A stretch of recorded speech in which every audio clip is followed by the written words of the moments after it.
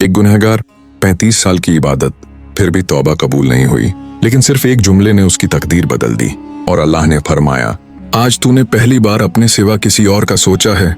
हजरत मूसा अलैहिस्सलाम एक सफर पर जा रहे थे कि अचानक उनकी नजर एक आदमी पर पड़ी जो अकेला बैठा झारो कतार रो रहा था। उसी लम्हे एक छोटा सा परिंदा आया जिसकी चोंच में अंगूर थे। वह अंगूर उस आदमी के सामने रखकर उड़ गया।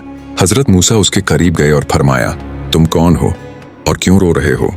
वह आदमी आह भरकर बोला, ऐ मूसा, मैं बहुत बड़ा गुनहगार हूँ। जिंदगी में अनगिनत गुनाह किए हैं। 35 साल से इबादत कर रहा हूँ और अपने गुनाहों की माफी मांग रहा हूँ। आप अल्लाह से पूछिए, क्या मेरी तौबा कबूल हुई है? हजरत मूसा ने अल्लाह ताला से अर्ज की।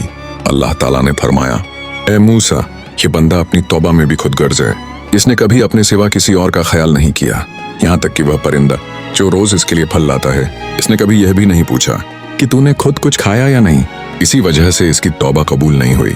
जब हजरत मूसा ने यह पैगाम उस आदमी को सुनाया तो वह रोते हुए बोला, ए मूसा, अल्लाह से यह भी पूछिए कि 35 साल की इबादत का क्या मुझे कोई सिला मिलेगा? अल्लाह ताला का हुक्म हुआ, इसे कह दो कि इसे एक दुआ मांगने का हक दिया जाता है, लेकिन माफी के सिवा कुछ भी मांग सकता है। हजरत मूसा ने यह बात उस आदमी को बताई।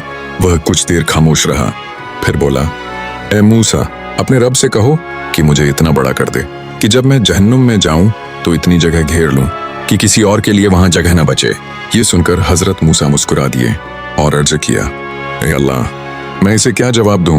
अल्लाह ताला ने फरमाया, ए मूसा, अब तक इसे मेरे एक परिंदे की भी परवाह न थी, लेकिन आज इसने पहली बार अपने सिवा दूसरों के लिए सोचा है। इसे कह दो मैंने इसके तमाम गुनाह माफ कर दिए हैं।